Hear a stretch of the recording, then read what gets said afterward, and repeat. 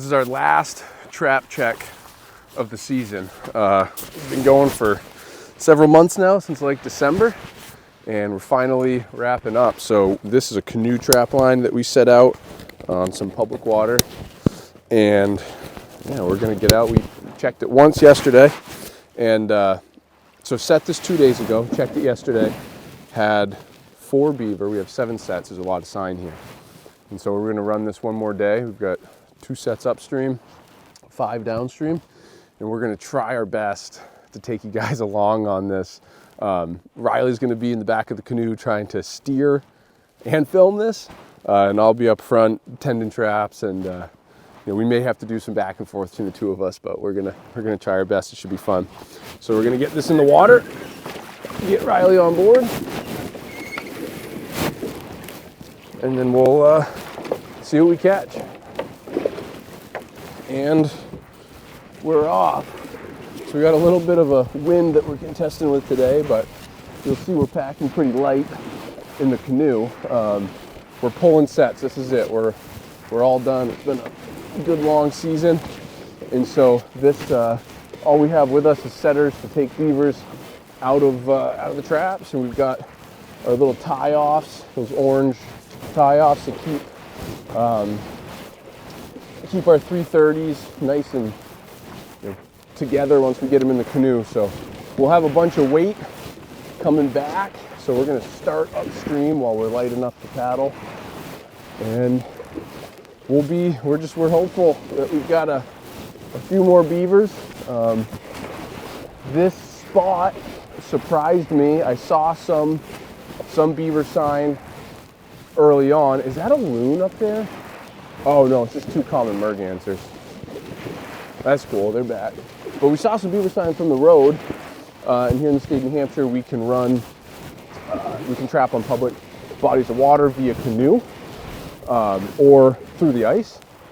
And so put canoe in and started paddling, made some sets where we had seen the sign, and then we started coming up river, and my goodness, the sign just doubled and then tripled.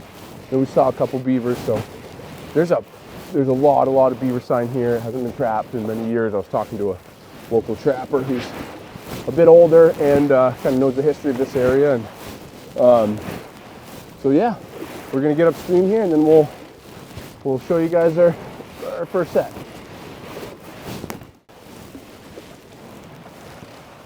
All right.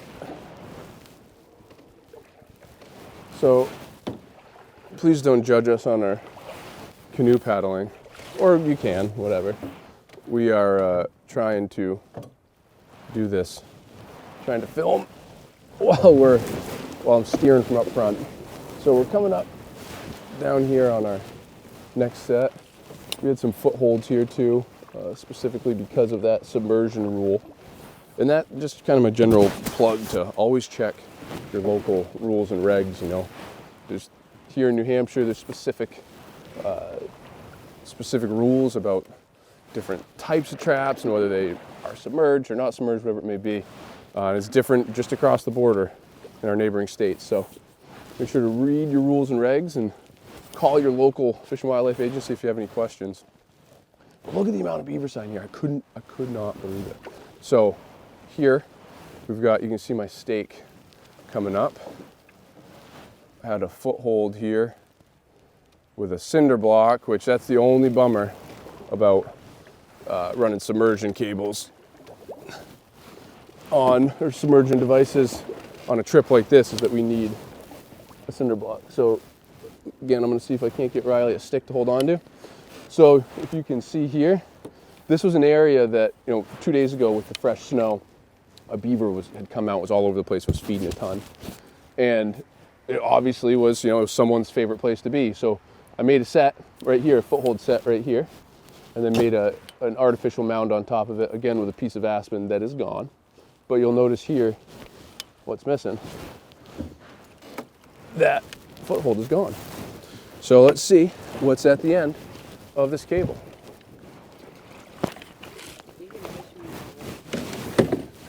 I'll get loaded back up. I think you guys can only hear me because we've got a microphone going. Riley's in the back. Okay, let me get a shot of what Riley looks like. back here.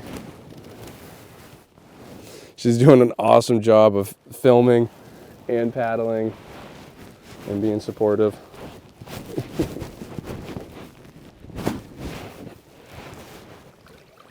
So this is the top of my stake is attached to this line. Again, we'll take our stake and put it here. This is my favorite type of fishing right here. Hand lining.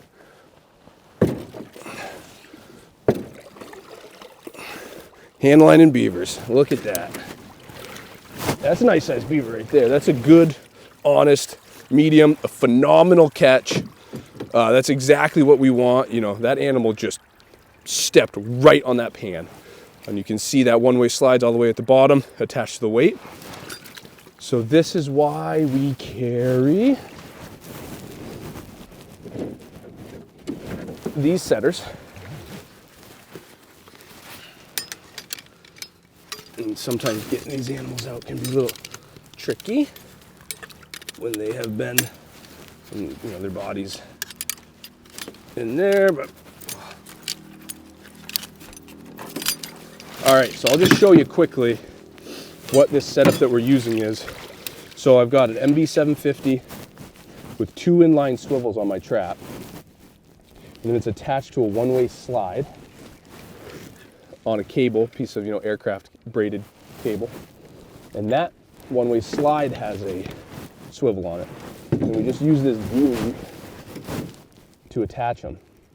And you know, we've been running this for a while. Never had an issue with that coming unscrewed.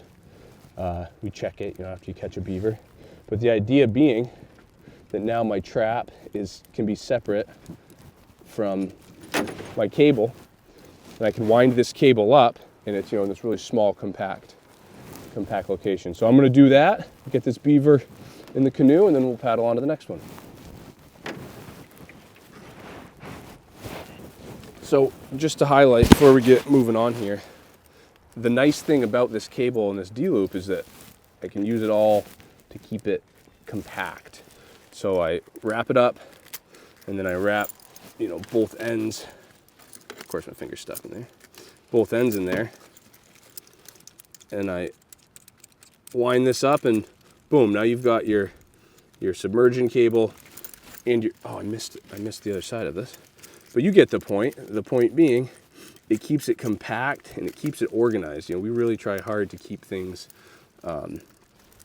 organized when we're trapping out of a canoe, when we're trapping anywhere, because all these wires and cables and stakes and, you know, it's just, it gets to be a lot of stuff that can all get caught together, and it's frustrating. And we try our best to be organized. Got to take our cinder block with us. And now I'm gonna get back in here, and I'm gonna paddle us to the next spot. It's not too much further.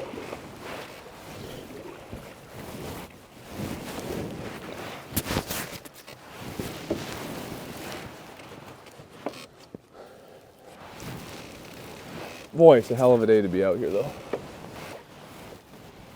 So here's another old lodge that I don't think is being used as like a main lodge, but it is obviously functioning as, whether it's just a weekend getaway for the adults, you know, they'll do that. They'll use some of these older lodges for that purpose.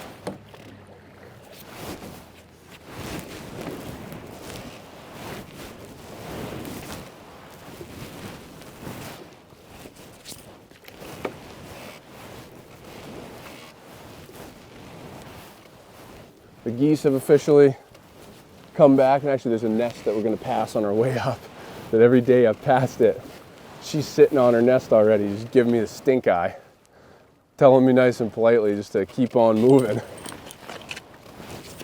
You see all these little pullouts. These are all phenomenal spots for sets, and essentially you just have to pick the best ones, or, you know, they're all good, so just pick a good one and go with it. You can't set them all in a place like this. But there's a little inlet up here, and what we did was we blocked that inlet again, because I have to submerge these body grips. We had the added depth there, We submerged this body grip and made a scent mound beyond it.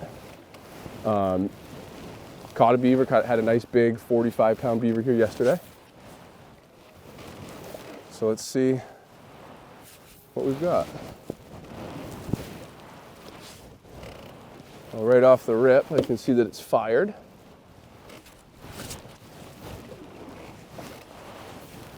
And there's a beaver in it. Nice, and a pretty decent beaver. Oh yeah, it's bigger than you think. But here's the interesting thing. Check this out. So I had this spot set. My scent mound's back there. And I had this spot set for a beaver approaching this way.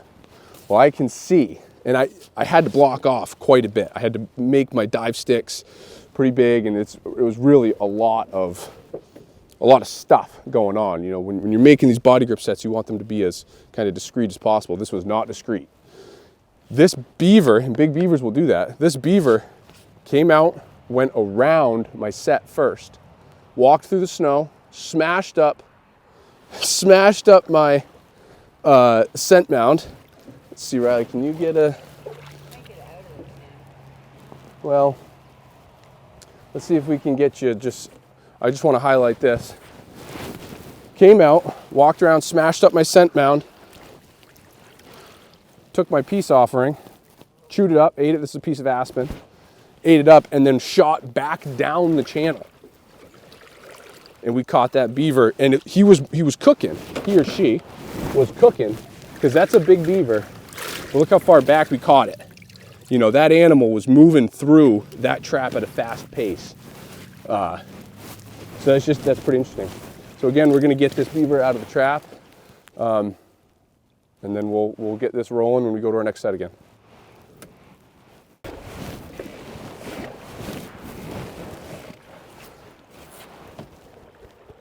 All right, so we've got 3 more sets to check here. We're admittedly doing a lot better on our catch rate than I thought we would on the second night. This trap seems like it's still set. The water came down last night, so you can, I've been talking about having those traps submerged. The water came down, and you can see that where my dive stick was, where the water level was. So that's all right though. We didn't need to be skinning that many beavers tonight. So empty set, and we got two more to check. All right, we got 2 more spots left. One's a foothold, one's a body grip. So we'll start off with this foothold, and it's kind of a cool little pinch that I tried to use this old log to funnel them down.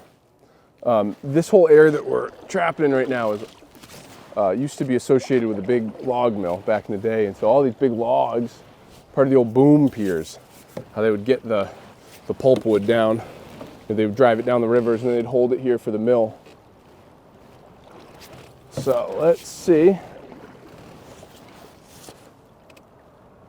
Trap is still set, and the bait is still there. So interesting that this is the part of the river that I thought originally would have the most beaver activity, but it turned out being upstream. So, all right, same deal. We're gonna get this picked up. All right, so we got 1 set left, and admittedly, this was the set that I would have swore first night would have had a beaver. Didn't catch one yesterday, and we seem to be getting farther away from beaver activity, so who knows? Maybe it doesn't have a beaver. But these 2 lodges here, which have obviously had some amount of activity, I set right in between the 2. Again, with aspen, a little bit of bait, and it appears that our trap is sprung. Is that a muskrat? Hold on.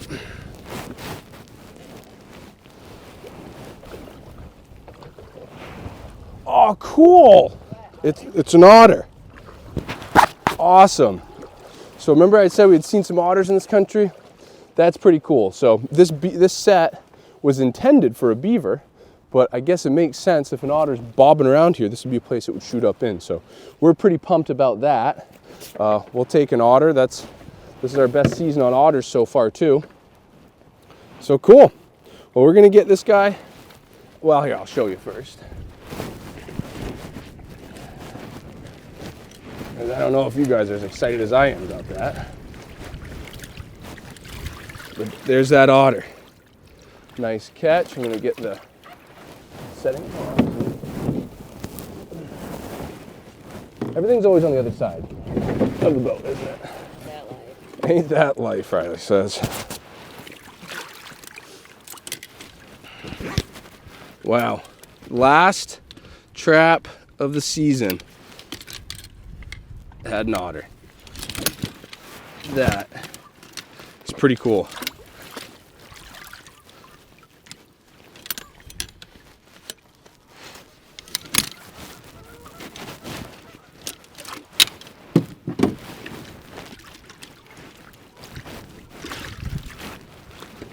Wow.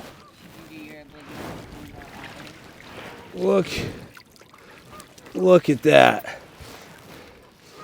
It's a female. Nice sized female otter. Oh, sorry, Riley's getting blown out to sea. So this is, just again bringing it up so those that don't know, we're trapping in New Hampshire. This is the North American river otter. This is not a sea otter. These are legal to be trapped. They're a highly abundant species. Online, in the online presence, a lot of people think that otters are endangered and they're illegal to trap. That is true for the sea otter. That is not true for the North American otter. We have populations that are booming, probably better now than they have been since before the white man came here. So this is again, highly abundant species. It's got a beautiful fur. People will often ask, well, why do you trap otter? Otters have the highest hair follicle per square inch of any other fur-bearing species. That means that they have the thickest fur, the most R value. So it's a really beautiful fur for making garments, but it's highly, highly utilitarian in making garments. Those gloves are just, you make a pair of gloves out of them, it's a really tough hide, and again, it's a really, really thick fur. So we're always excited when we catch an otter. What a great day on the trap line. Look at that. We had 7 sets. We had 5 animals. It's a pretty good catch per unit effort.